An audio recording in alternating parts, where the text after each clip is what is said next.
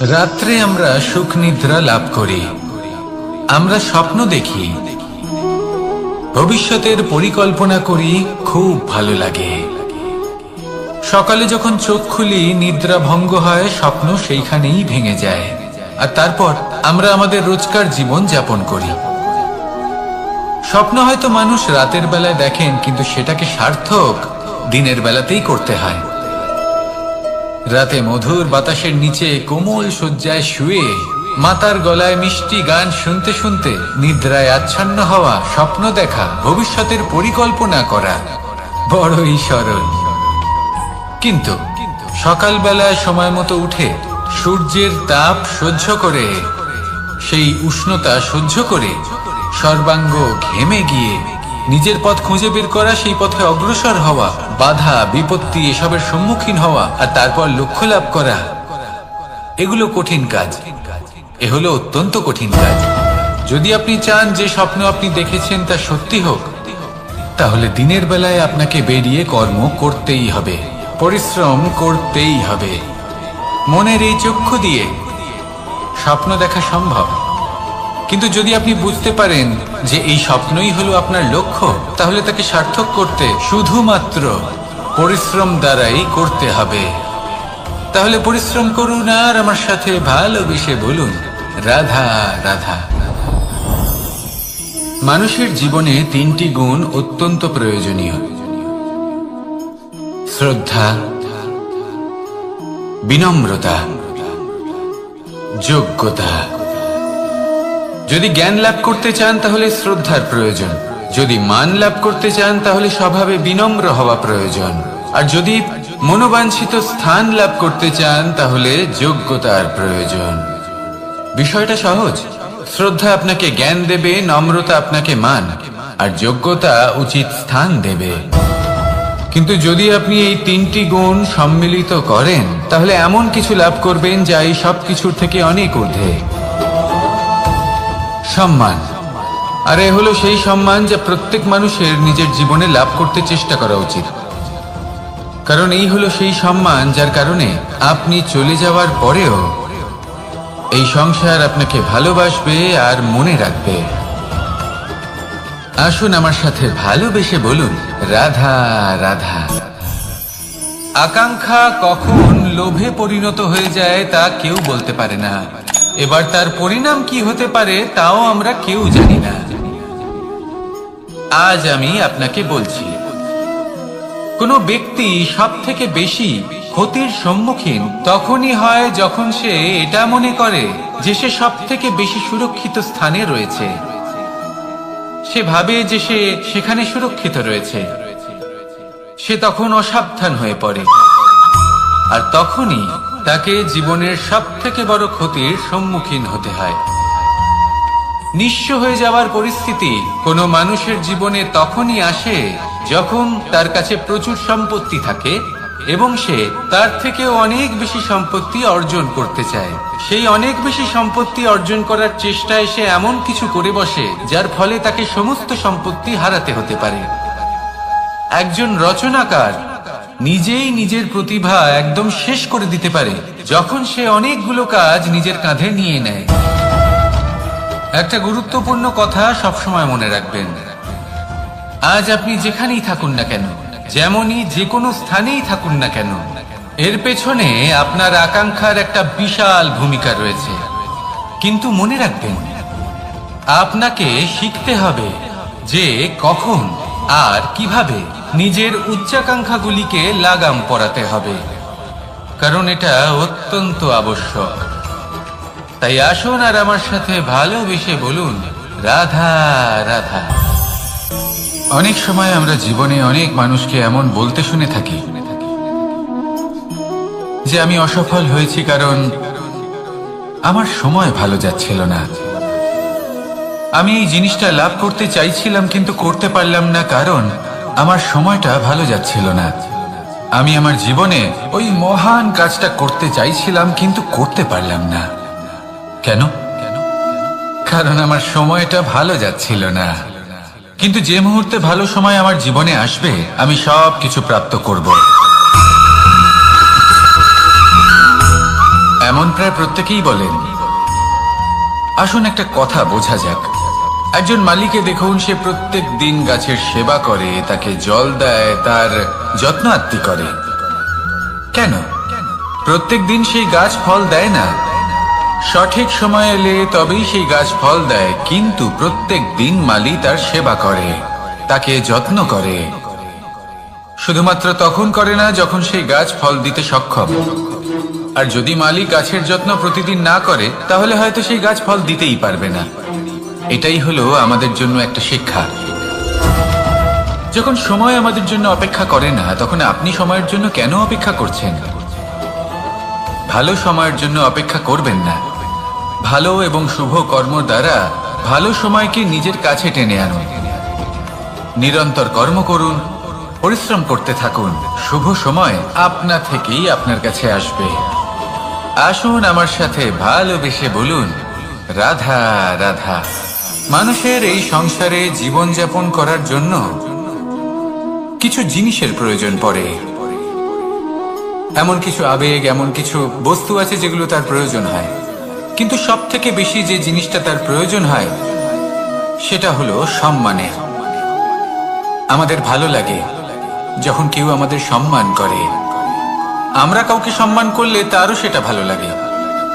কিন্তু আপনি দেখবেন যে সংসারে বেশিরভাগ মানুষ দুটি মাপদণ্ডের ভিত্তিতে সম্মান করেন। হয় বয়স দেখে করেন বা উপার্জন দেখে, অর্থাৎ সেই ব্যক্তি কতটা উপার্জন করেন। এবার ভেবে দেখুন, এটা আবশ্যক নয় কারোর বয়স যদি বেশি হয় তার বুদ্ধিও ততটাই বেশি হবে। আবশ্যক এটাও নয় যে কোনো ব্যক্তি যদি অত্যন্ত ধনী হন বা তার মনও নির্মল হবে বা তিনি সৎকর্ম করবেন বা এমন কোনো কর্ম করবেন যাতে উনি সম্মান লাভ করতে পারেন। হতে পারে উনি ধনী কিন্তু দুশ্চরিত্র। সেই জন্য বয়স বা উপার্জন দেখে কোনো ব্যক্তিকে সম্মান করবেন না। কর্ম দেখুন।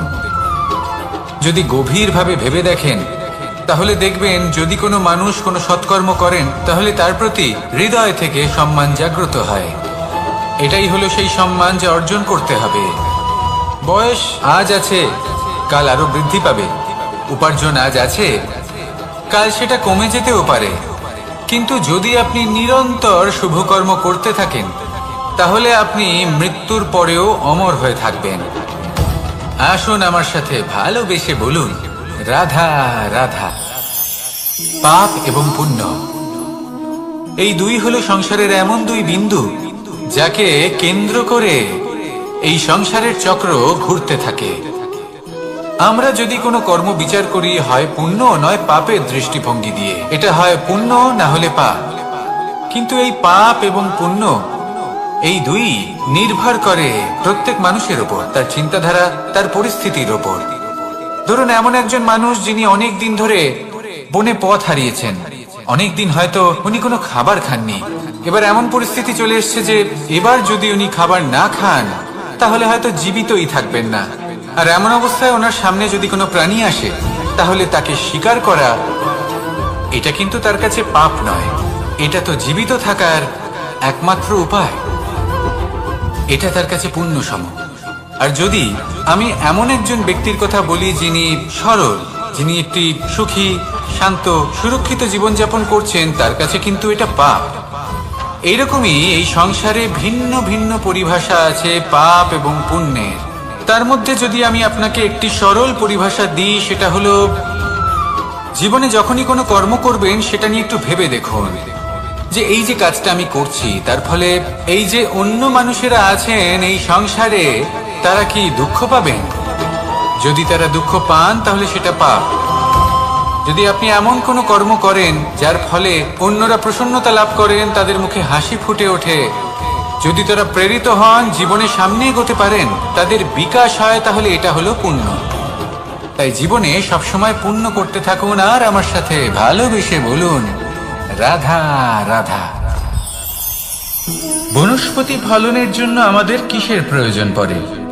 একটু ধরিত্রীর, একটু পরিশ্রমের আর একটা বীজের। এবার যদি মানুষের কথা বলি তাহলে এখানে ধরিত্রী হলো মানুষের এই জীবন, যেখানে মানুষ নিজের ইচ্ছের ফল ফুল ফলন করতে চায়।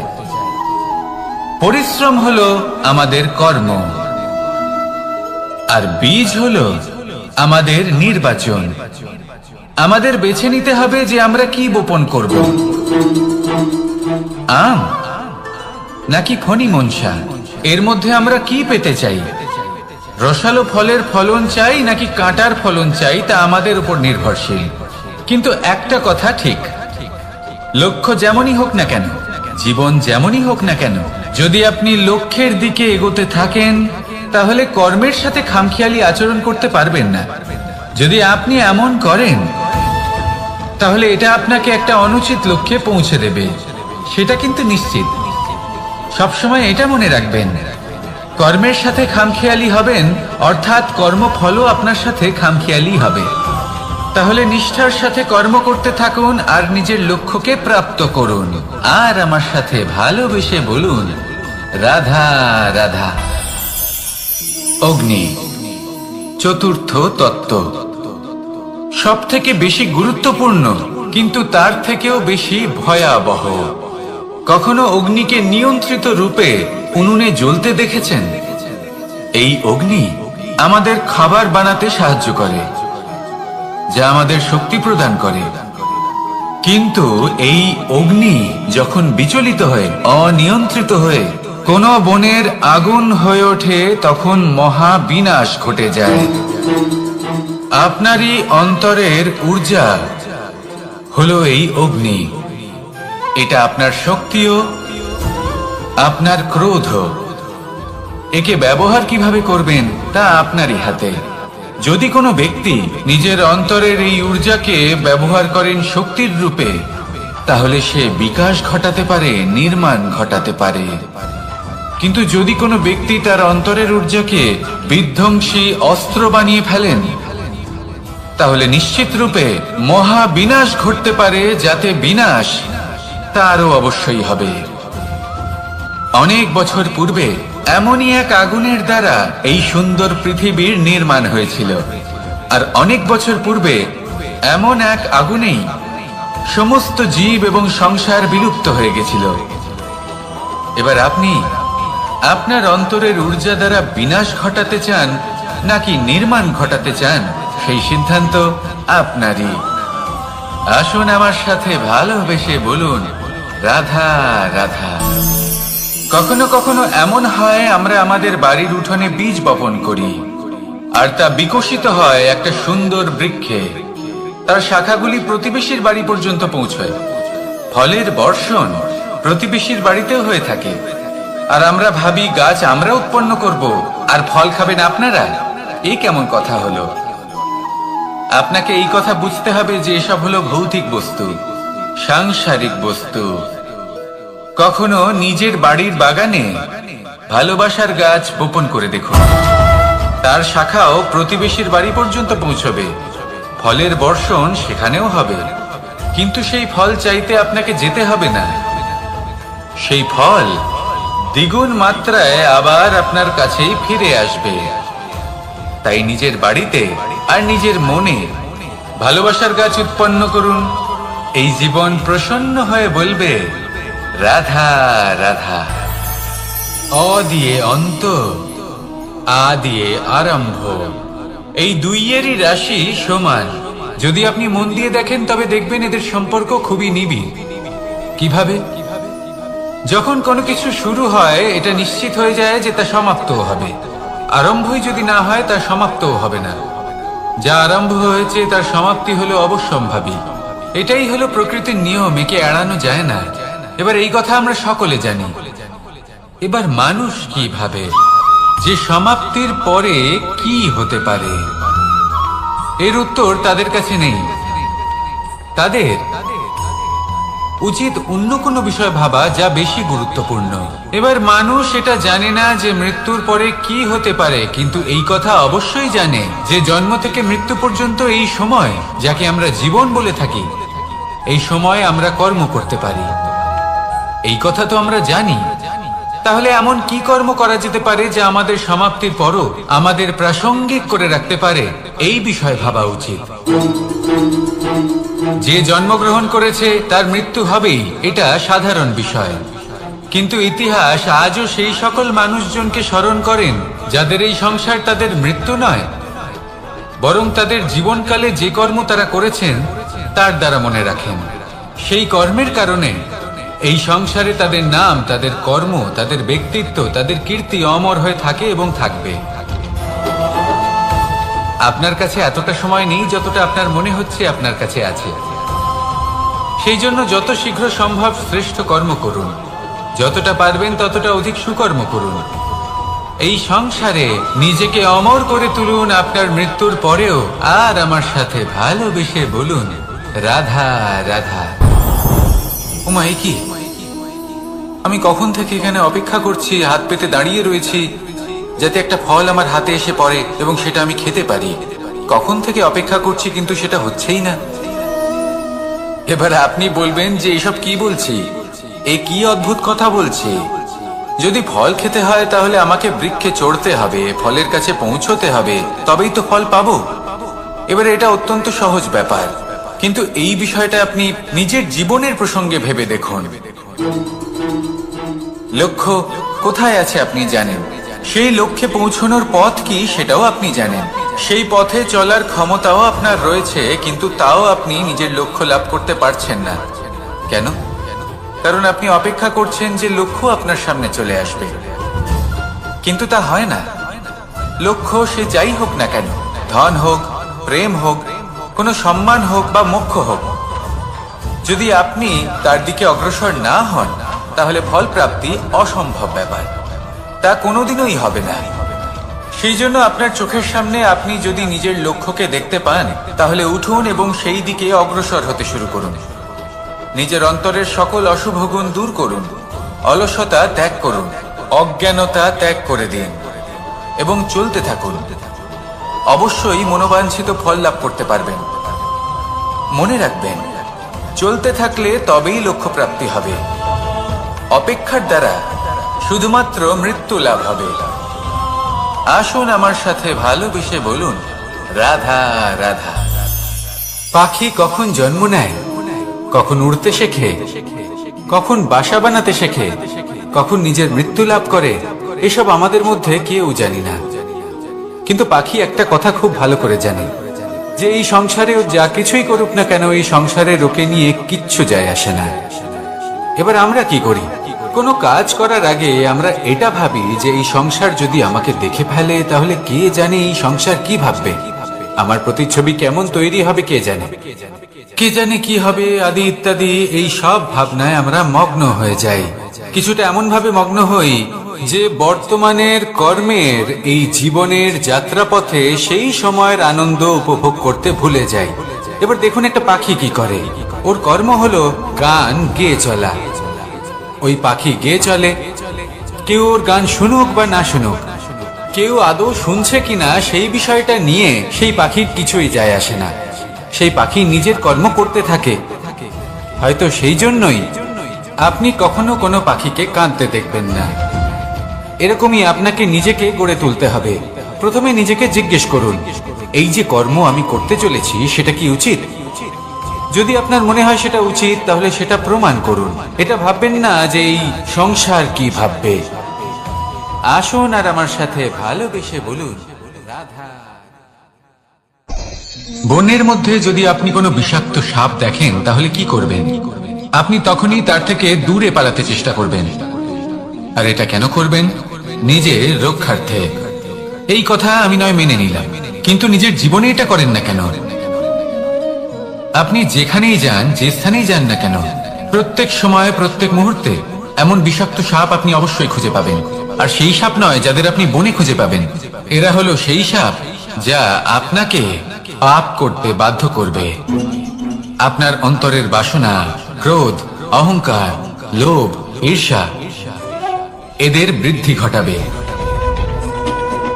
দেখুন, বনের এই সাপ আপনাকে একবার ছেড়ে দিতেও পারে, ছোবল নাও মারতে পারে, কিন্তু এই যে পাপরূপী সাপ আছে তা অবশ্যই ছোবল মারবে।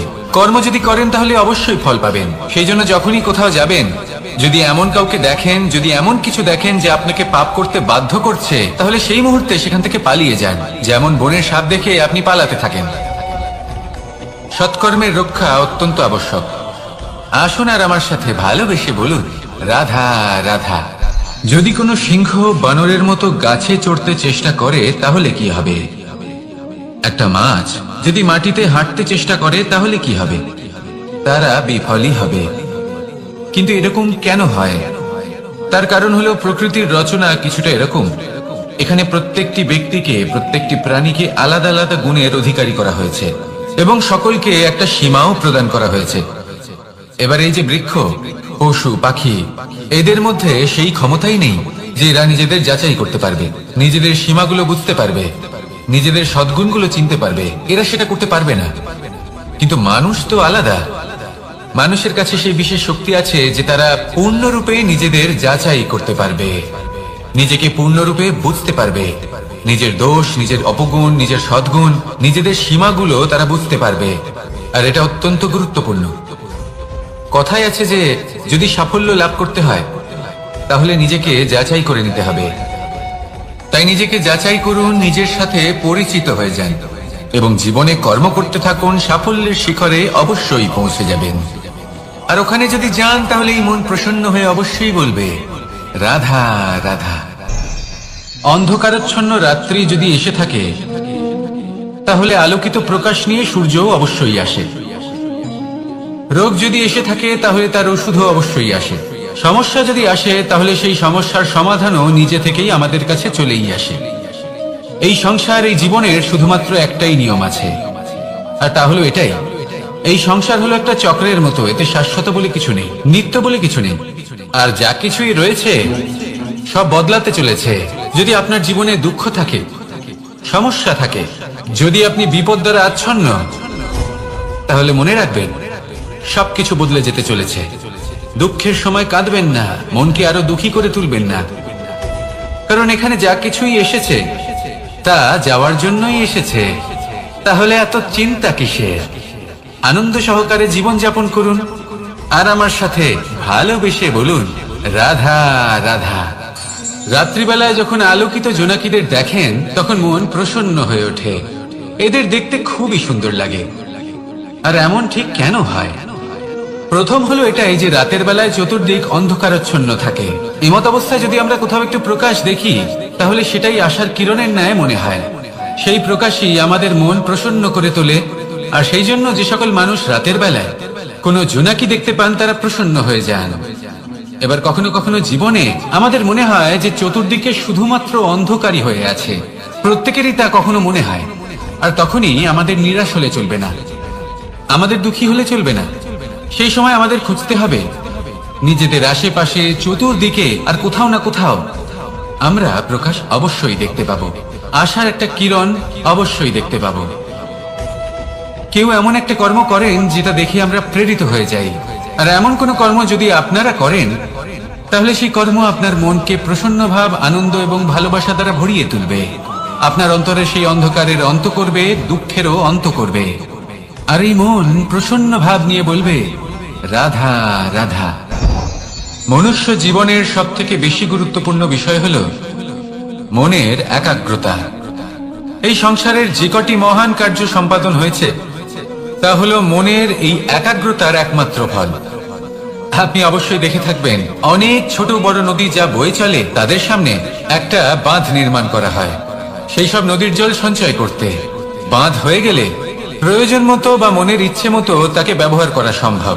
এবার এটাই আমাদের মনের সাথেও সম্ভব। আমাদের মনের একাগ্রতা আজকের দিনে দাঁড়িয়ে বিভিন্ন ধরনের বিকার, ক্রীড়া এবং ভোগের মধ্যে ভাগ হয়ে গেছে। একে একত্রিত করতে হবে, একটা বাঁধ নির্মাণ করতে হবে, কর্মের বাঁধ।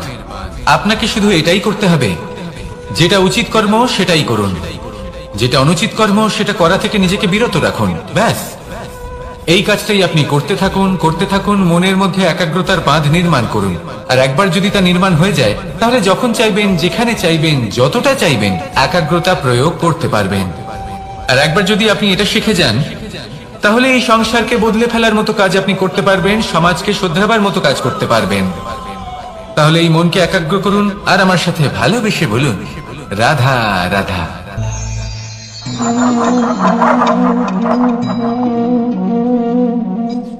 কোন ব্যক্তিকে নিশ্চয়ই দেখেছেন যিনি নিজে কাঠ কাটার এই কাজে নিপুণ এবং অভিজ্ঞ। এবার আপনারা দেখবেন যে তার মনোযোগ সমস্ত কাঠের ওপর থাকে না, তার মনোযোগ থাকে শুধুমাত্র একটা কাঠের ছোট্ট একটি অংশের ওপর, যেখান থেকে তার টুকরো করা হচ্ছে।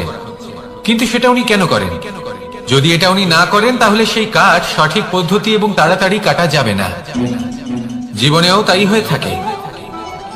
আপনি হয়তো কোনো লক্ষ্য স্থির করেছেন বা পথ নির্বাচন করেছেন বা কাজ স্থির করেছেন যেটা আপনি করেই ছাড়বেন।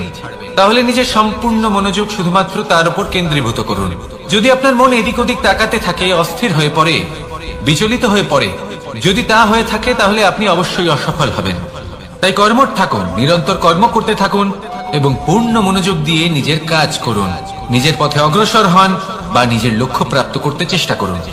তারপর দেখুন কি হয়, কিভাবে উচিত পথে এবং তীব্র গতিতে আপনার লক্ষ্য আপনার কাছেই পৌঁছে যায়। আর আপনার এই মন প্রসন্ন হয়ে বলে, রাধা রাধা। কখনো কোনো নদীকে দেখেছেন? একই আকার, একই স্থান, শুধু প্রবাহিত হতে থাকে। এর মধ্যে কখনো কোনো অপদ্রব্য ফেলে দেখুন, দেখবেন সেটা বেশিক্ষণ সেখানে থাকে না। সেটা নদীর সাথে বইতে থাকে আর বয়ে যেতে যেতে সাগরে সমাহিত হয়ে যায়, আর শেষ পর্যন্ত সাগর সেটাকে তটে ফেলে দেয়। কিছুটা এমন হওয়া উচিত আমাদের বিচারধারাও। এক স্থানে তা স্থগিত হওয়া উচিত নয়, এটা সবসময় প্রবাহমান হওয়া উচিত। তবেই আমাদের চেতনা, আমাদের মূল্যবোধ এবং আমাদের স্মৃতি, এই তিনটি শ্রেষ্ঠ থাকবে। আর এটাই হলো পুকুর এবং নদীর মধ্যে পার্থক্য। নদীতে জল সবসময় বয়ে চলে, সেই জন্য পবিত্র থাকে, শুদ্ধ থাকে এবং পরিষ্কার থাকে। আর সেখানে এই পুকুরের তলদেশে সব জমা হতে থাকে, আর সেই জন্য তা অপবিত্র হয়ে যায়। তাই সবসময় এই বিচারধারা প্রবাহমান রাখুন। যদি মনে কোনো ভাবনা চলে আসে, সেখানেই থেকে যায় এবং বিদ্যে থাকে, তাহলে তা বের করে দিন, তাকেও বয়ে যেতে দিন, এবং তার যা উত্তর হবে তা সময়ের সাথে আপনার সামনেই চলে আসবে। শুধুই নদীর মতো প্রবাহমান হন আর আমার সাথে ভালোবেসে বলুন, রাধা রাধা। এই সংসারে সাফল্য লাভ করার জন্য জ্ঞানের প্রয়োজন হয়, পরিশ্রমের প্রয়োজন হয়, দৃঢ় নিষ্ঠার প্রয়োজন হয়, নিরন্তর চেষ্টা করা প্রয়োজনীয়। কিন্তু আরো কিছু আছে যা অত্যন্ত প্রয়োজনীয় এবং গুরুত্বপূর্ণ। তা হলো ভালো বন্ধু। তাদের থাকা অত্যন্ত প্রয়োজনীয়। যদি ভালো বন্ধু থাকে তাহলে সময় এলে তারা ঢাল হয়ে আপনাকে সুরক্ষা করবেন। সময় এলে অস্ত্রের মতো শত্রুকে সংহারও করবেন। যদি তিনি জ্ঞানী হন, তাদের মধ্যে সদ্গুণ থাকে, তাহলে এই সব গুণ আপনার মধ্যেও প্রবেশ করবে। তাহলে সাফল্যের জন্য ভালো বন্ধু পাওয়া অত্যন্ত প্রয়োজনীয়। কিন্তু শুধু বন্ধু কেন, ভালো শত্রুও থাকা প্রয়োজনীয়। এবার আপনি ভাববেন, এ আমি কি বললাম? যদি আপনার জীবনেও ভালো অর্থাৎ শক্তিশালী শত্রু থাকে, তাহলে আপনিও শক্তিশালী হতে থাকবেন। এই শত্রু আপনাকে প্রেরিত করবে আরো বেশি শক্তিশালী হয়ে ওঠার। কখনো কোনো হরিণকে দেখুন, তীব্র গতিতে দৌড়তে থাকে। কেন তীব্র গতিতে দৌড়ে? এই কারণে নয় যে কোথাও তার জন্য মধুর ঘাস অপেক্ষা করে রয়েছে, না। সে এই কারণে তীব্র গতিতে দৌড়য় কারণ সেটা না করলে তার পেছনে একটি সিংহ আছে যে ওকে নিজের ভোজন করে ফেলবে। তাই জীবনে বিপদ, সংকট, এই সবকিছুও হলো অত্যন্ত গুরুত্বপূর্ণ। তার সম্মুখীন হতে শিখুন আর আমার সাথে ভালোবেসে বলুন, রাধা রাধা। আমরা সবাই ফল খাই, কিন্তু আমাদের সেই ফলই প্রিয় হয় যে পরিপক্ক হয়ে ওঠে, যেটা নম্র হয়, আর যে ফল অনেক বেশি মিষ্টি আর সুস্বাদু হয়ে থাকে, যাদের রঙে বাহার দেখা যায়। সেইভাবে জীবনে আমরা নানান মানুষের সাথে পরিচিত হই, কিন্তু সেই মানুষই আমাদের মন ছুঁয়ে যায় যারা বিনম্র স্বভাবের, যাদের বাণী খুব মধুর, যাদের অন্তরে আত্মবিশ্বাসের একটা তেজ, একটা রং দেখা যায়। এবার এমন ব্যক্তি আমরা কি করে হব? ঠিক সেইভাবেই যেমন একটা ফল রোদ, বর্ষা, শীত, বায়ু, এই সকল সংকটময় পরিস্থিতির সম্মুখীন হয়ে পরিপক্ক হয়ে ওঠে, সেইভাবেই মানুষ সংকটময় পরিস্থিতির সম্মুখীন হয়ে পরিপক্ক হয়ে ওঠেন। যদি এই সংকটের সম্মুখীন হন তাহলে অভিজ্ঞ হবেন, আর এই অভিজ্ঞতাই শিক্ষা দিয়ে যাবে।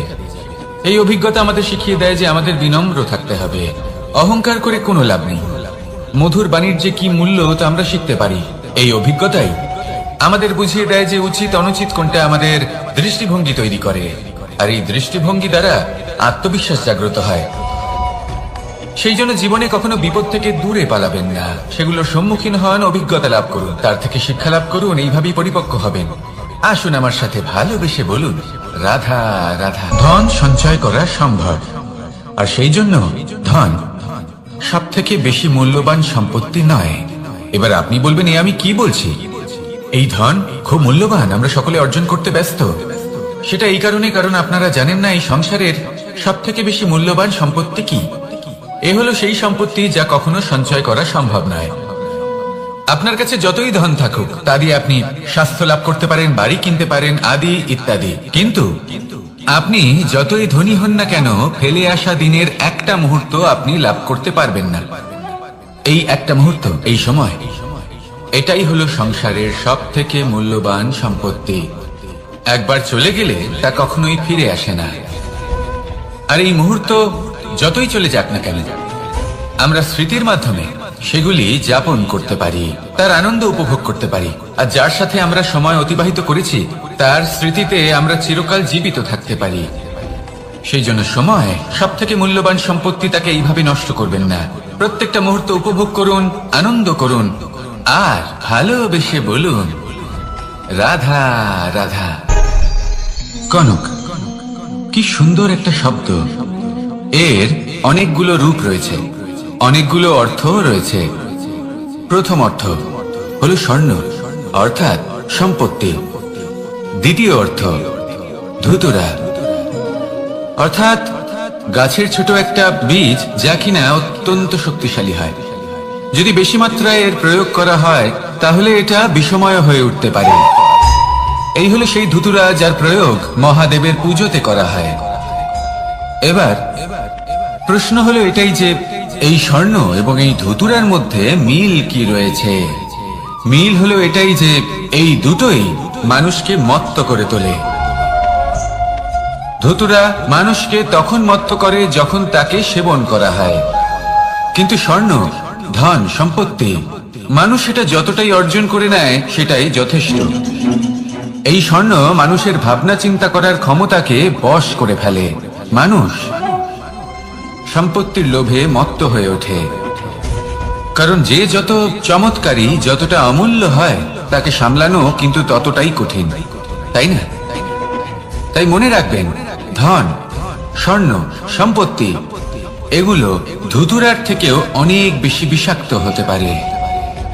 তাই এর উপর আত্মসংযমের একটা কবচ পরিয়ে রাখবেন এবং বিবেকের শক্তির সাথে এগুলো প্রয়োগ করুন, তবেই কল্যাণ হবে।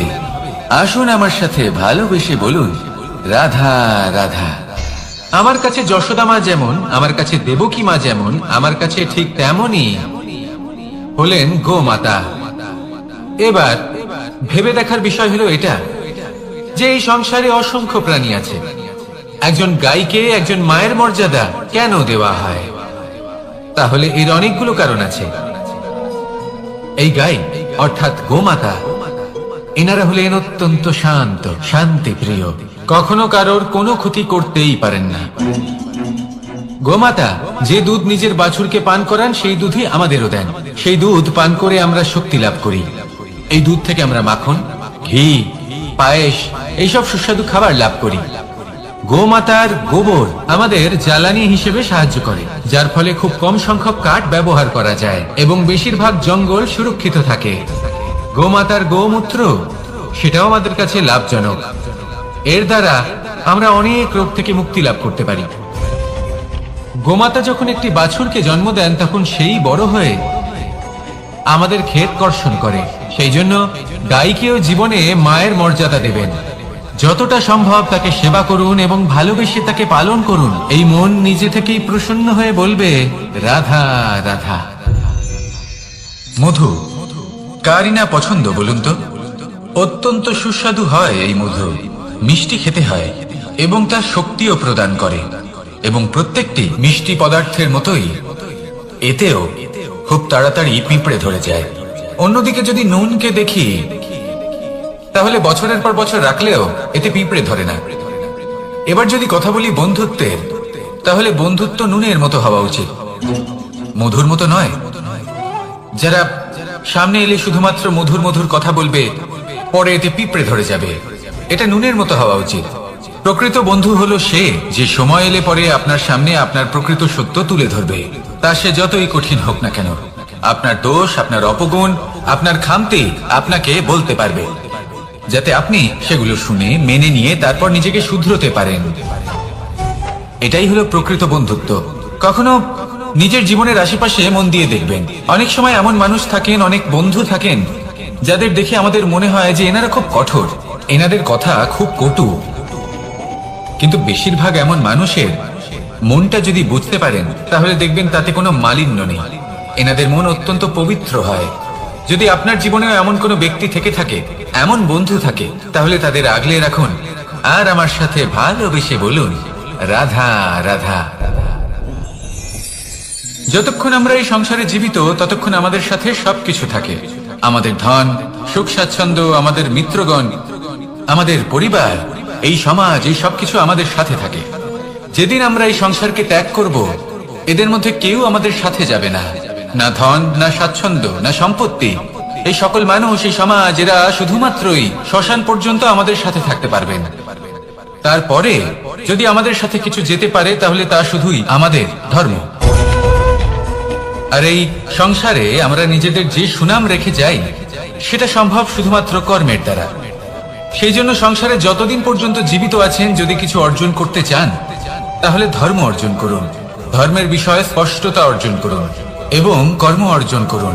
এটাই হবে আপনার অতীত এবং এটাই হবে আপনার ভবিষ্যৎ, এবং এটাই সকলকে প্রেরণা প্রদান করবে। আসুন আমার সাথে ভালোবেসে বলুন, রাধা রাধা।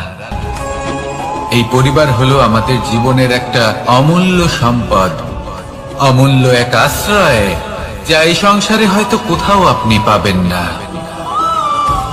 তাই একে আগলে রাখুন। পরিবার সেই গাছ। আসুন আমার সাথে ভালোবেসে বলুন, কার সেই গাছ। আসুন আমার সাথে ভালোবেসে বলুন, রাধা রাধা। অনেক সময় আমরা জীবনে অনেক মানুষকে এমন বলতে শুনে থাকি যে আমি অসফল হয়েছি কারণ আমার সময় ভালো যাচ্ছিল না, আমি এই জিনিসটা লাভ করতে চাইছিলাম কিন্তু করতে পারলাম না কারণ আমার সময়টা ভালো যাচ্ছিল না, আমি আমার জীবনে ওই মহান কাজটা করতে চাইছিলাম কিন্তু করতে পারলাম না। কেন? কারণ আমার সময়টা ভালো যাচ্ছিল না। কিন্তু যে মুহূর্তে ভালো সময় আমার জীবনে আসবে, আমি সব কিছু প্রাপ্ত করব। এমন প্রায় প্রত্যেকেই বলেন। আসুন একটা কথা বোঝা যাক। একজন মালিকে দেখুন, সে প্রত্যেক দিন গাছের সেবা করে, তাকে জল দেয়, তার যত্ন আত্তি করে। কেন? প্রত্যেক দিন সেই গাছ ফল দেয় না, সঠিক সময় এলে তবেই সেই গাছ ফল দেয়, কিন্তু প্রত্যেক দিন মালি তার সেবা করে, তাকে যত্ন করে। শুধুমাত্র তখন করে না যখন সেই গাছ ফল দিতে সক্ষম। আর যদি মালি গাছের যত্ন প্রতিদিন না করে তাহলে হয়তো সেই গাছ ফল দিতেই পারবে না। এটাই হলো আমাদের জন্য একটা শিক্ষা। যখন সময় আমাদের জন্য অপেক্ষা করে না, তখন আপনি সময়ের জন্য কেন অপেক্ষা করছেন? ভালো সময়ের জন্য অপেক্ষা করবেন না। ভালো এবং শুভ কর্ম দ্বারা ভালো সময়কে নিজের কাছে টেনে আনুন। নিরন্তর কর্ম করুন, পরিশ্রম করতে থাকুন, শুভ সময় আপনা থেকেই আপনার কাছে আসবে। আসুন আমার সাথে ভালোবেসে বলুন, রাধা রাধা। একে বালি বলুন, মাটি বলুন বা ধুলো বলুন, এ দিয়ে কত কিছু করা সম্ভব। এ দিয়ে আপনি নিজের বাসস্থান নির্মাণ করতে পারেন, প্রাচীর গড়ে তুলতে পারেন, অট্টালিকা নির্মাণ করতে পারেন। কিন্তু যদি এই বালিকে আপনি মুষ্টিবদ্ধ করে রাখতে চান, তাহলে তা হাত থেকে ফসকে যাবে। আপনি কখনোই একে মুষ্টিবদ্ধ করতে পারবেন না। এরকমই হয় আমাদের জীবন, আর এরকমই হয় সময়। এই মুষ্টিবদ্ধ করা বালির মতো। সময়কে আমরা বাধা দিতে পারবো না, আটকেও রাখতে পারবো না। এ হলো প্রবাহমান। জন্ম থেকে মৃত্যু পর্যন্ত এই যে সময়, তা খুবই সীমিত। আর এই সময় আমরা যেটাই করি তার দ্বারাই আমাদের মূল্য নির্ধারিত হয়। আর এই সংসার থেকে চলে যাওয়ার পরেও এই সংসার এই সব কর্মের জন্যই আমাদের মনে রাখে। তাই যদি আপনি এটা ভাবেন যে আজ যে কর্ম করার ছিল আমি না হয় কাল করে নেব, কাল আমার লক্ষ্যে পৌঁছানোর কথা ছিল আমি পরশু পৌঁছবো, না, এই সময় খুব মূল্যবান, একে নষ্ট করবেন না। এই সময়কে সদ্ব্যবহার করুন, মহান হবার পথে অগ্রসর হন। একে যদি মুষ্টিবদ্ধ করে রাখার চেষ্টা করেন, এই সময় থেমে থাকবে না। আসুন আমার সাথে ভালোবেসে বলুন, রাধা রাধা। আমাদের মনে যখন কোনো প্রশ্ন ওঠে, কোনো দ্বন্দ্ব জাগে, তখন আমরা যাই আমাদের গুরুর কাছে, আমাদের আরাধ্যের কাছে গিয়ে জিজ্ঞেস করি।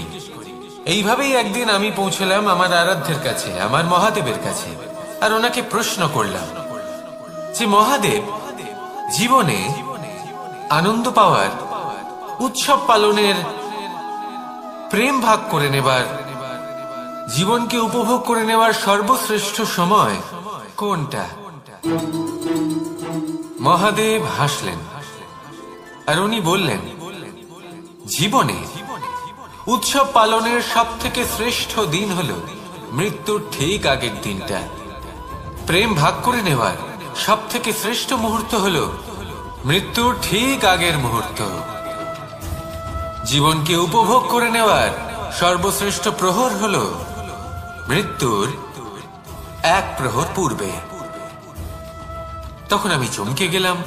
আমি বললাম, কিন্তু মহাদেব, মৃত্যু তো অনিশ্চিত, আমরা জানিও না কবে আমাদের মৃত্যু হবে। মহাদেব আবার হাসলেন। উনি বললেন যে যদি আমরা এভাবে জীবন কাটাই যে আমরা জীবনের প্রত্যেক দিন, প্রত্যেক মুহূর্ত, প্রত্যেক প্রহর শেষ বলে মনে করি, তাহলে আমাদের সমস্ত জীবন আনন্দের সাথেই অতিবাহিত হবে। কি বলেন?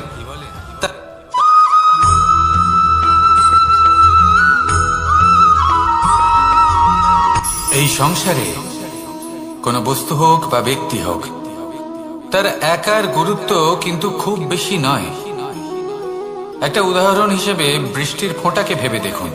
যদি একটি বৃষ্টির ফোঁটা হয় তাহলে তার খুব বেশি গুরুত্ব থাকে না, কিন্তু যখন সহস্র বৃষ্টির ফোঁটা মেঘের মধ্যে দিয়ে ঝরে পড়ে, তখন সেটা বর্ষার রূপ ধারণ করে। সেই বর্ষা যা এই প্রকৃতিকে শান্ত করে। সেইভাবেই পাথরের ছোট টুকরো, তার খুব বেশি গুরুত্ব থাকে না, কিন্তু যখন অসংখ্য পাথরের টুকরো একত্রিত হয় তখন তা পর্বতের আকার ধারণ করে। সেইভাবেই কিছু মানুষ যখন একত্রিত হন তখন তৈরি হয় পরিবার, কিছু পরিবার যখন একত্রিত হয় তখন তৈরি হয় সমাজ, যখন অনেক সংখ্যক সমাজ একত্রিত হয় তখন তৈরি হয় রাজ্য। এবার এই রাজ্যের সব থেকে গুরুত্বপূর্ণ ব্যক্তি হতে পারেন রাজা, কিন্তু তাও সেই রাজা একা কিছু করতে পারেন না। যুদ্ধ লড়ার সময় তারও নিজের সৈন্যদলকে প্রয়োজন পড়ে। কিন্তু এই সংসারে এমন একজন ব্যক্তি আছেন যিনি একাই সব কাজ করতে থাকেন, এবং সেই ব্যক্তি হলেন মা। আমাদের জীবনে একজন পিতার ভূমিকা কিন্তু নিঃসন্দেহে অমূল্য, কিন্তু আমাদের সকলের জীবনে যে ভূমিকা একজন মায়ের তা অন্য কারোর থাকে না।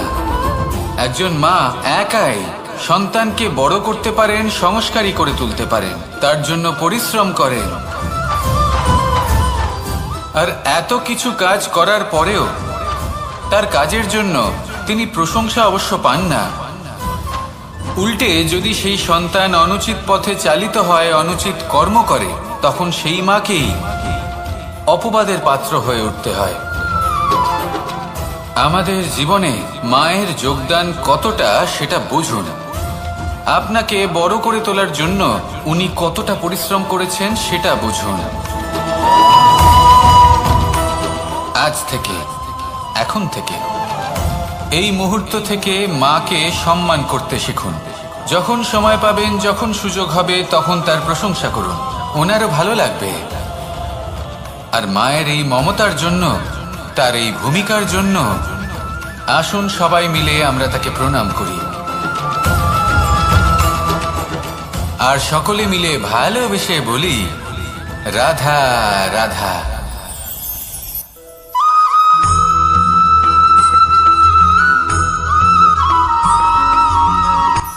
এই সংসারে সাফল্য লাভ করার জন্য জ্ঞানের প্রয়োজন হয়, পরিশ্রমের প্রয়োজন হয়, দৃঢ় নিষ্ঠার প্রয়োজন হয়, নিরন্তর চেষ্টা করা প্রয়োজনীয়। কিন্তু আরো কিছু আছে যা অত্যন্ত প্রয়োজনীয় এবং গুরুত্বপূর্ণ। তা হলো ভালো বন্ধু। তাদের থাকা অত্যন্ত প্রয়োজনীয়। যদি ভালো বন্ধু থাকে তাহলে সময় এলে তারা ঢাল হয়ে আপনাকে সুরক্ষা করবেন। সময় এলে অস্ত্রের মতো শত্রুকে সংহারও করবেন। যদি তিনি জ্ঞানী হন, তাদের মধ্যে সদ্গুণ থাকে, তাহলে এই সব গুণ আপনার মধ্যেও প্রবেশ করবে। তাহলে সাফল্যের জন্য ভালো বন্ধু পাওয়া অত্যন্ত প্রয়োজনীয়। কিন্তু শুধু বন্ধু কেন, ভালো শত্রুও থাকা প্রয়োজনীয়। এবার আপনি ভাববেন, আমি কি বললাম? যদি আপনার জীবনেও ভালো অর্থাৎ শক্তিশালী শত্রু থাকে, তাহলে আপনিও শক্তিশালী হতে থাকবেন। এই শত্রু আপনাকে প্রেরিত করবে আরো বেশি শক্তিশালী হয়ে ওঠার। কখনো কোনো হরিণকে দেখুন, তীব্র গতিতে দৌড়তে থাকে। কেন তীব্র গতিতে দৌড়য়? এই কারণে নয় যে কোথাও তার জন্য মধুর ঘাস অপেক্ষা করে রয়েছে, না। সে এই কারণে তীব্র গতিতে দৌড়য় কারণ সেটা না করলে তার পেছনে একটি সিংহ আছে যে ওকে নিজের ভোজন করে ফেলবে। তাই জীবনে বিপদ, সংকট, এই সবকিছুও হলো অত্যন্ত গুরুত্বপূর্ণ। তার সম্মুখীন হতে শিখুন আর আমার সাথে ভালোবেসে বলুন, রাধা রাধা।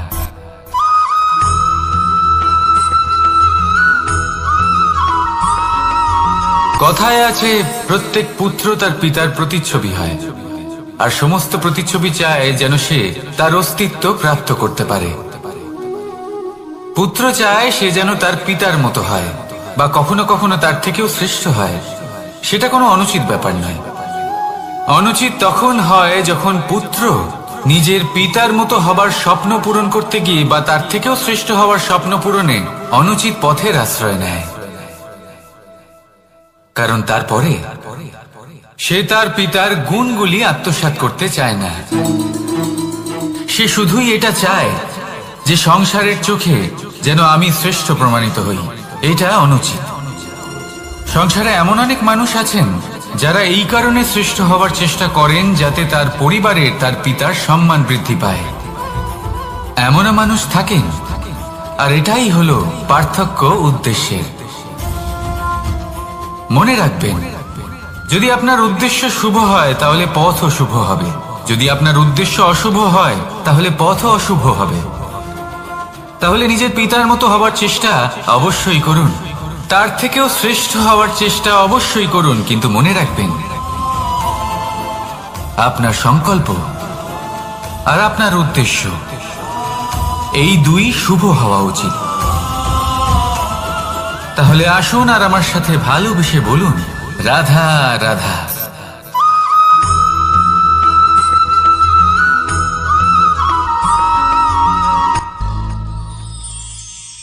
শিশিরের বিন্দু পাতার ওপর পড়ে আর তার গায়ে লেগে থাকে। পাতা তাকে শুষে নিতে পারে না, আর শেষ পর্যন্ত সে ঝরে পড়ে যায়। অন্যদিকে রয়েছে মেঘ এবং চাতক। এদের মধ্যে অনেক দূরত্ব থাকে। মেঘ থাকে আকাশে আর চাতক থাকে ধরিত্রীতে। কিন্তু যখন এই মেঘ থেকে বৃষ্টি ঝরে পড়ে, এই চাতক কিন্তু সেই জলই পান করে, নয়তো সে তৃষ্ণার্ত থেকে যায়। এবার অন্যদিকে দেখলাম শিশির বিন্দু আর পাতার এই সম্পর্ক। এরা খুব কাছাকাছি থাকে, ঘনিষ্ঠও থাকে।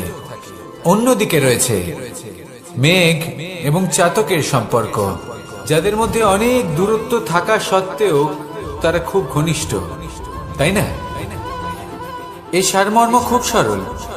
এই নৈকট্য, এই দূরত্ব, তা আপনার সম্পর্কে প্রভাব কিছুতেই ফেলতে পারে না। এই নৈকট্য, এই দূরত্ব, এইসব হলো শুধুমাত্র মনের ব্যাপার।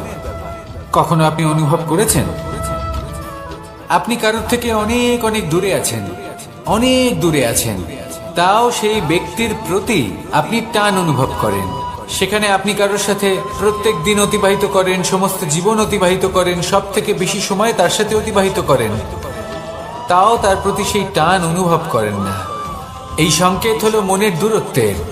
তাহলে মনের এই দূরত্ব দূর করুন আর আমার সাথে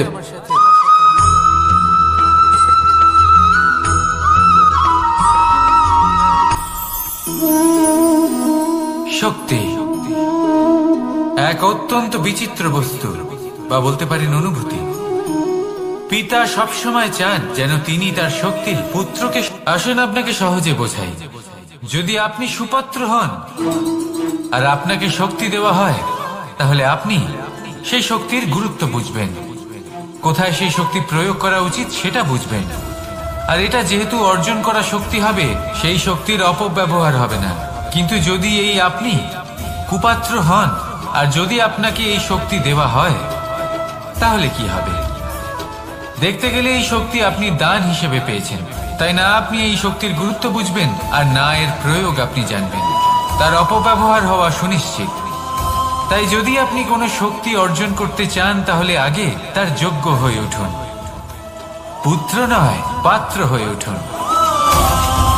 আর আমার সাথে ভালোবেসে বলুন, রাধা রাধা।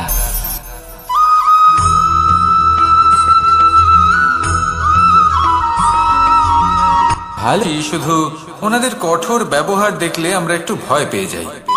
এবার ওনাদের এই কঠোর ব্যবহার আমাদের ভালো না লাগলেও অত্যন্ত আবশ্যক, কারণ মাতার থেকে আমরা যে শক্তি লাভ করি তা যেন নিয়ন্ত্রণ হারিয়ে বিধ্বংসী না হয়ে ওঠে। আমরা যেন কোনো কুপথে না চলে যাই, আমরা কখনো যেন দোষ না করে ফেলি। শুধু সেই জন্য পিতা এবং গুরু একটু কঠোর হয়ে ওঠেন, এবং ওনাদের এই কঠোর আচরণ ভবিষ্যতে গিয়ে আমরা অবশ্যই বুঝতে পারি। জীবনে কিছু বছর আমরা এগিয়ে যাই আর তারপর আমরা বুঝতে পারি যে বাবা এবং গুরু আমাদের যথেষ্ট ভালোবাসতেন, কিন্তু ওনাদের ভালোবাসার বহিঃপ্রকাশ আলাদা। প্রয়োজনীয় হলো এটা দেখার, এটা বোঝার যে শুরু থেকে আমাদের প্রতি ওনাদের আচরণ কেমন ছিল।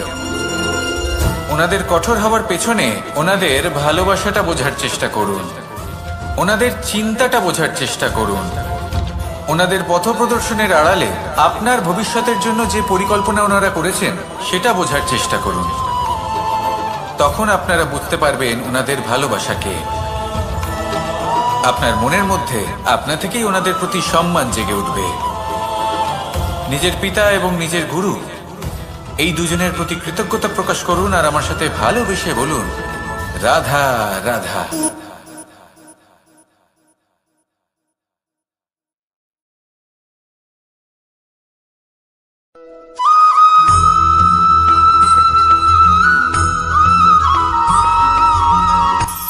কখনো কোনো বাগানের কোনো বৃক্ষকে দেখেছেন যেখানে সুগন্ধি ফুল থাকে, রসালো ফল থাকে? তখন মন প্রফুল্ল হয়ে ওঠে, মন থেকে সেই বৃক্ষের প্রতি ভালোবাসা জন্মায়। কিন্তু যিনি বাগানের মালিক, শুধুমাত্র তিনিই জানেন যে কিভাবে এই বৃক্ষকে আগলে রাখতে হয়, কিভাবে তার পরিচর্যা করলে এতে সুন্দর সুগন্ধি ফুল হবে, রসালো ফল হবে।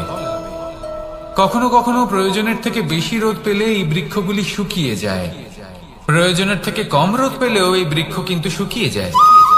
প্রয়োজনের থেকে কম জল যদি পায়, এই বৃক্ষ শুকিয়ে যেতে পারে। প্রয়োজনের থেকে অতিরিক্ত জল যদি পায়, তখনও এই বৃক্ষের শিকড়গুলি নষ্ট হয়ে যেতে পারে। এবার এটাই কিন্তু আমাদের সংসারের সাথেও হয়। আমাদের সংসারের সকল প্রতিভাশালী ব্যক্তি, যেমন লেখক, বিচারক, প্রবক্তা, যোদ্ধা, এদের সবার ক্ষেত্রে এই কথাটাই প্রযোজ্য। যদি বেশি প্রশংসা করা হয়, তাহলেও এরা হারিয়ে যাবেন। প্রয়োজনের থেকে বেশি যদি নিন্দা করা হয়, তখনও তারা নত হয়ে পড়বেন।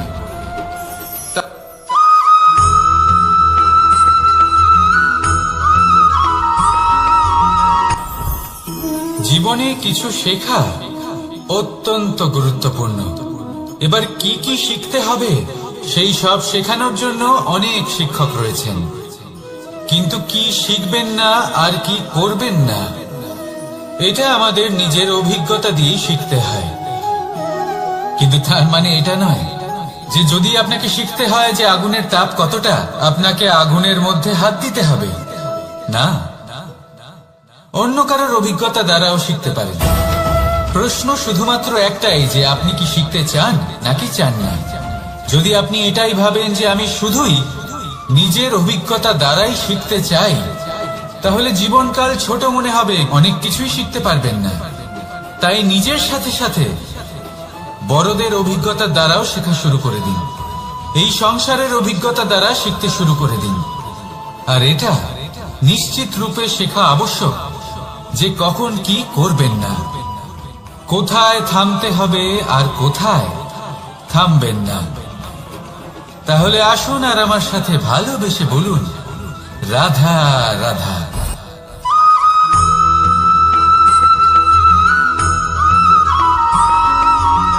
এই সংসারে সব থেকে বেশি কোমল বস্তু হলো রেশম। এই রেশম এতটাই কোমল হয় যে এর পুরো একটা থান শুধুমাত্র একটা হাতে ধরা সম্ভব। কখনো ভেবে দেখেছেন এই রেশম কিভাবে হয়? একটি কীট তার লালার দ্বারা উৎপন্ন হয়। এই কীট সেই রেশমকে পাক দিতে থাকে, পাক দিতেই থাকে আর আস্তে আস্তে তার মধ্যেই জড়িয়ে পড়ে। শেষে ওর এই সুন্দর অমূল্য সৃষ্টি রেশমের এই সুতো তার নির্মাণ কার্য পূর্ণ হয়। কিন্তু তাতেই ও নিজে বন্দী হয়ে যায়। নিজেরই মায়াজালের এই বন্দী গৃহে নিজেই ফেঁসে যায়। এবার এই সুতোকে ব্যবহারযোগ্য করে তোলার জন্য এই কীটগুলিকে এই কবচের সাথেই ফুটন্ত জলে ফেলে দেওয়া হয়। এই সংসারে যদি আমাদের স্বপ্ন এই সংসারের দুঃখ হরণ করার জন্য, এই সংসারে সুখ বিতরণ করার জন্য হয়, তবেই আমাদের প্রগতি সম্ভব। যদি আমাদের এই স্বপ্ন শুধুই আমাদের এবং আমাদের স্বার্থ সিদ্ধির জন্য হয়, তাহলে এই স্বপ্ন আমাদের অন্ধ করে দেবে, আমাদের অন্ধকারের পথে নিয়ে যাবে, আর আমরাও সেই কীটের মতো হয়ে যাব। নিজেদেরই মায়াজালে আমরা নিজেই ফেঁসে যাব। আর শেষে আমরা যদি কিছু লাভ করি তা হবে একাকিত্ব, অন্ধকারময় মৃত্যু। তাই স্বপ্ন অবশ্যই দেখুন, কিন্তু এমন ভাবে স্বপ্ন দেখবেন না যে তার এই বন্দিগৃহে আপনি নিজেই ফেঁসে গেলেন। স্বপ্ন দেখুন পরোপকারে।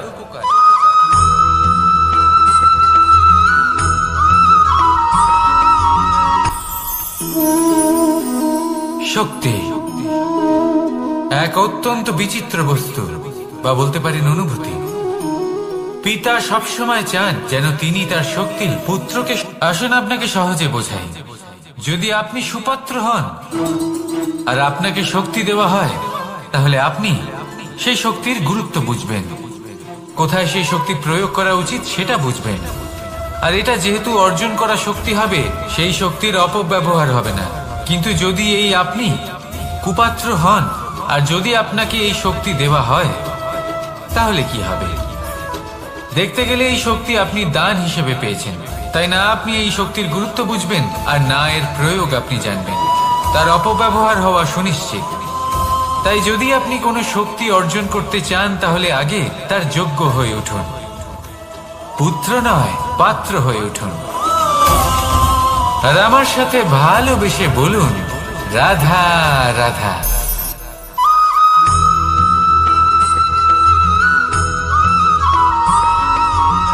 এই সংসারে প্রত্যেক মানুষ এটাই চান যে তিনি যেন ধনবান হন, আর্থিক অবস্থা তার ভালো থাকে, ওনার বাড়িতে লক্ষ্মীর আগমন হয়।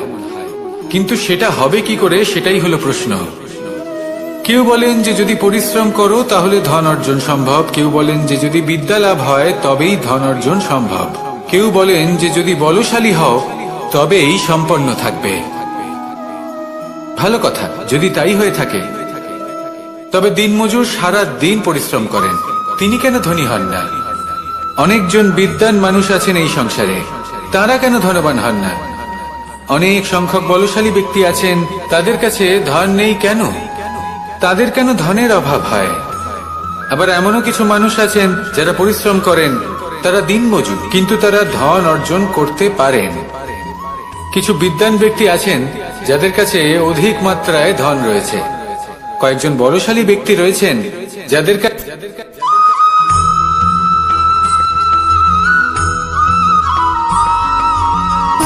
সুখ, দুঃখ এবং শক্তি, এই তিন হলো এই সংসারের ত্রিদেবের মতো। আমাদের জীবনে যা কিছু ঘটছে এই তিনটির ভিত্তির উপরেই হচ্ছে। আসলে এই সংসারের একটা নিয়ম আছে, যখনই আপনি কিছু লাভ করেন এই সংসার আপনার পরীক্ষা নেয়। এটা জানার জন্য আপনার পরীক্ষা নেয় যে আপনি যা কিছুই লাভ করেছেন আপনি কি আদৌ সেটার যোগ্য কিনা। ঠিক সেইভাবেই এই সুখ, দুঃখ এবং শক্তি আপনার পরীক্ষা নিয়ে থাকে। যখন সুখ আসে তখন সে আপনার পরীক্ষা নেয় যে আপনার মধ্যে অহংবোধ জাগ্রত হয়নি তো। যদি অহংবোধ চলে আসে তাহলে সুখ সেখানেই সঙ্গ ত্যাগ করে।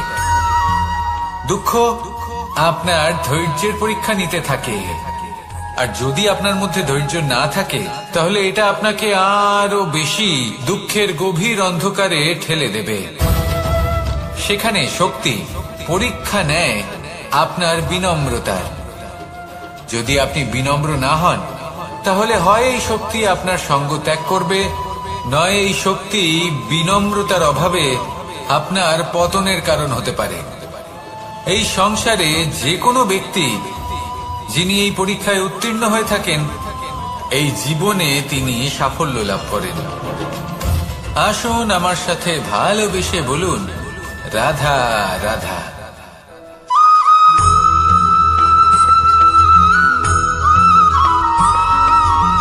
পঞ্চতত্ত্বের মধ্যে দ্বিতীয় তত্ত্ব হল ধরণী, ভূমি, যাকে আমরা ধরণী মাতা বলি।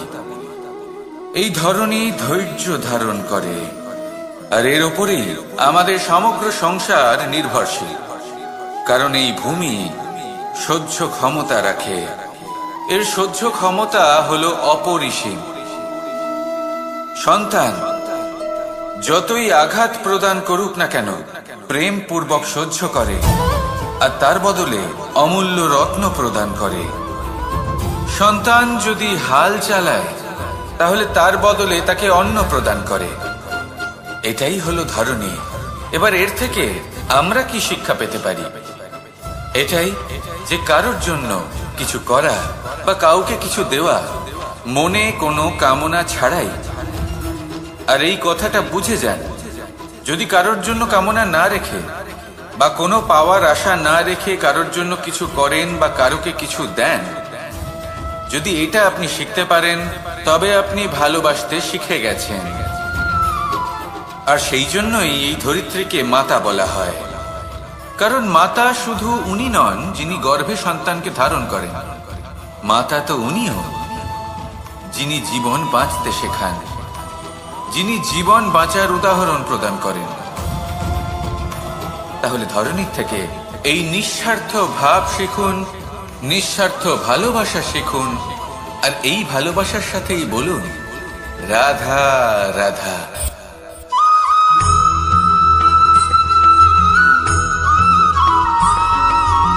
মানুষ জন্মগ্রহণ করে, তার সাথে ভয়েরও জন্ম হয়। ছোটবেলা থেকেই আমাদের মনে কোনো না কোনো প্রকারের ভয় থেকেই যায়।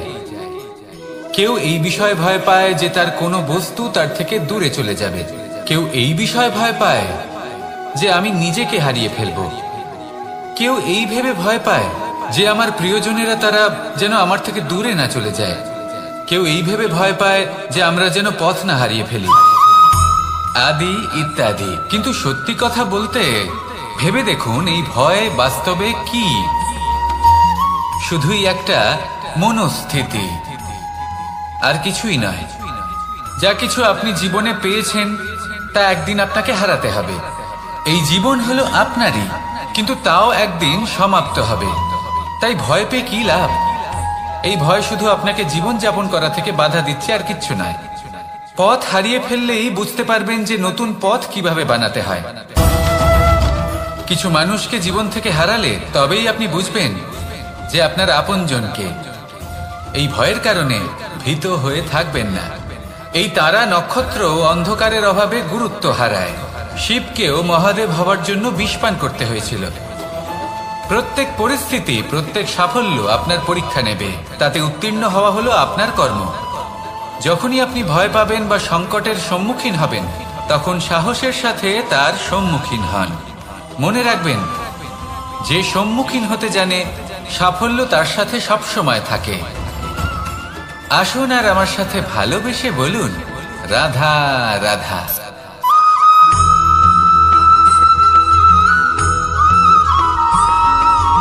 জীবনে অগ্রসর হওয়ার জন্য আমাদের কাকে প্রয়োজন হয়?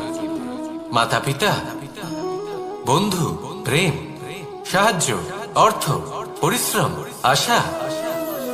ভিন্ন ভিন্ন মানুষ ভিন্ন ভিন্ন বিকল্প চয়ন করে। যদি আমি আপনাকে বলি, তাহলে জয় আর পরাজয়ের মন্ত্র দুটো শব্দের উপর নির্ভর করে, মেনে নেওয়া আর দৃঢ় হওয়া। যদি মেনে নেন, তাহলে হেরে যাবেন। যদি দৃঢ় হন, তাহলে নিশ্চিত রূপে জয়ী হবেন।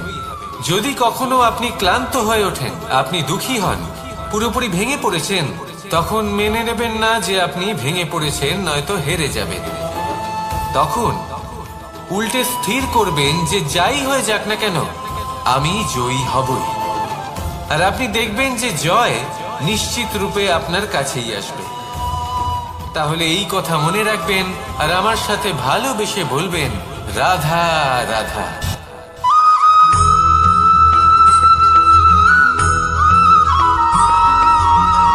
এই সংসারে কোনো বস্তু হোক বা ব্যক্তি হোক, তার একার গুরুত্ব কিন্তু খুব বেশি নয়। একটা উদাহরণ হিসেবে বৃষ্টির ফোঁটাকে ভেবে দেখুন। যদি একটি বৃষ্টির ফোঁটা হয়, তাহলে তার খুব বেশি গুরুত্ব থাকে না। কিন্তু যখন সহস্র বৃষ্টির ফোঁটা মেঘের মধ্যে দিয়ে ঝরে পড়ে, তখন সেটা বর্ষার রূপ ধারণ করে। সেই বর্ষা যা এই প্রকৃতিকে শান্ত করে। সেইভাবেই পাথরের ছোট টুকরো, তার খুব বেশি গুরুত্ব থাকে না। কিন্তু যখন অসংখ্য পাথরের টুকরো একত্রিত হয়, তখন তা পর্বতের আকার ধারণ করে।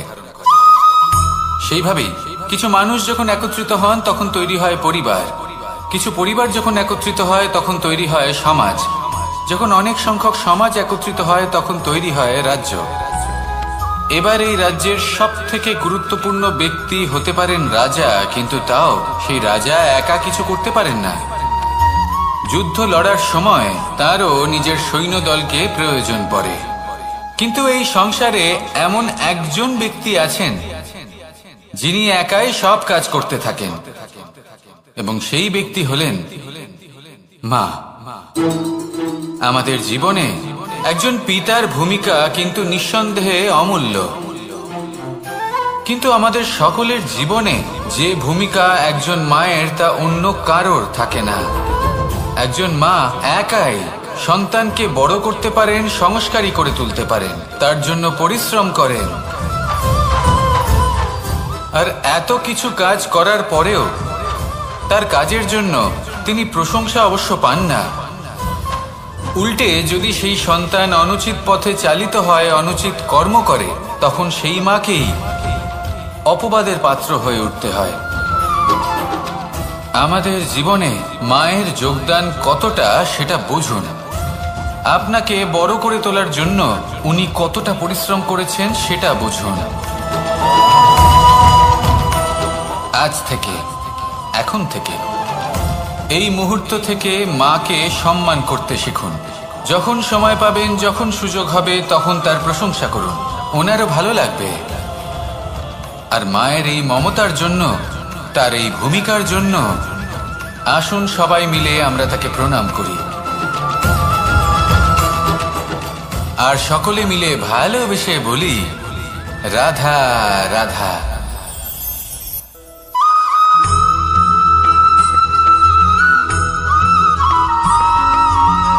এই সংসারের সব থেকে গুরুত্বপূর্ণ তত্ত্ব কোনটা?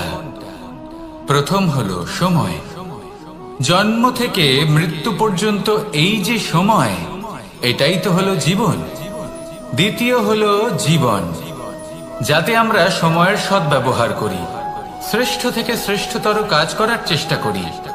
বহু বছরের এই পরম্পরা, এই সংস্কৃতিকে এগিয়ে নিয়ে যাওয়ার চেষ্টা করি। এই সংসারে আমরা অংশগ্রহণ করতে চেষ্টা করি। তৃতীয় হলো ধন। সেই ধন যা প্রত্যেক ব্যক্তি অর্জন করতে চেষ্টা করেন। এবার এই তিনটি তত্ত্বের মধ্যে একটা সামঞ্জস্য আছে, সমান ব্যাপার আছে। সে ধনই হোক বা সময় হোক বা হোক জীবন। আর সেই সমান ব্যাপার হলো যে যদি আপনি এটা গণনা করতে থাকেন তাহলে তা কমতে থাকে, যদি আপনি এটা ব্যবহার করেন তাহলে তা বাড়তে থাকে। একে সংগঠিত করে রাখতে চেষ্টা করলে এ হাত থেকে ফসকে যায়, কিন্তু যদি আপনি একে সামলে রাখতে শিখে যান তাহলে এমন কাজ করবেন যাতে সংসারের সাথে সাথে পরবর্তী প্রজন্ম লাভবান হবে। যদি কিছু শিখতে চান তাহলে সামলাতে শিখুন, গণনা করা বা সংগঠিত করা নয়। আসুন আর আমার সাথে ভালোবেসে বলুন, রাধা রাধা।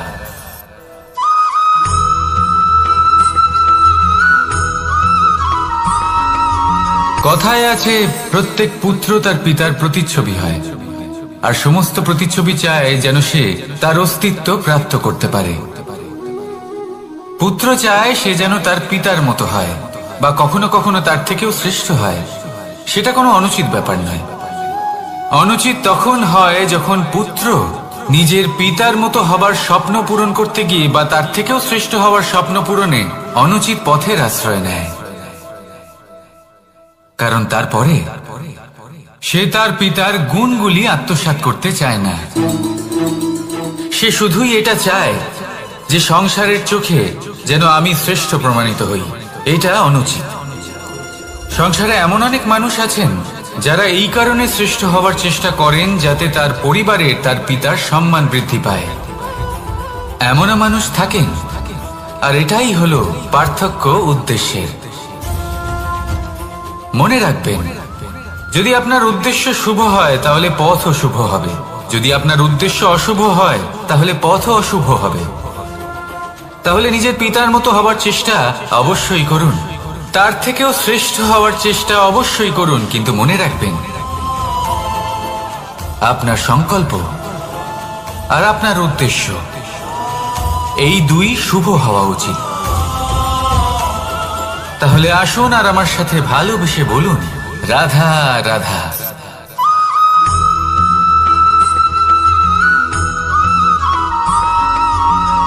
পিতা আর পুত্রের সম্পর্ক অত্যন্ত মধুর হয়ে থাকে।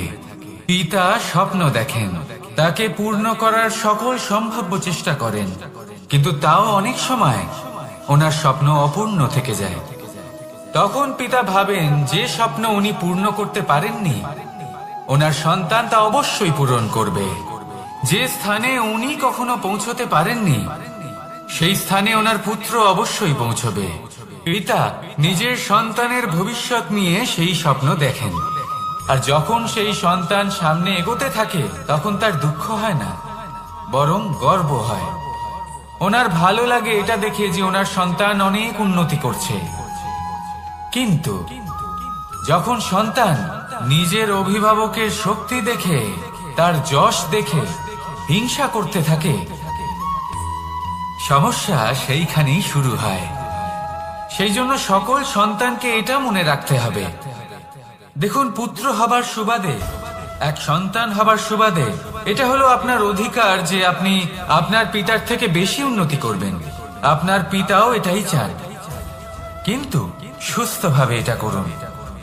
একটা রেখা টেনে নিন যাতে আপনি তাতে এগোতে পারেন আর আপনার পিতার তাতে গর্ববোধ হয়, আর সেই বিষয়ে দুঃখ না হয় যে আমার সন্তান আমাকেই ছোট করার চেষ্টা করছে। ইতিহাস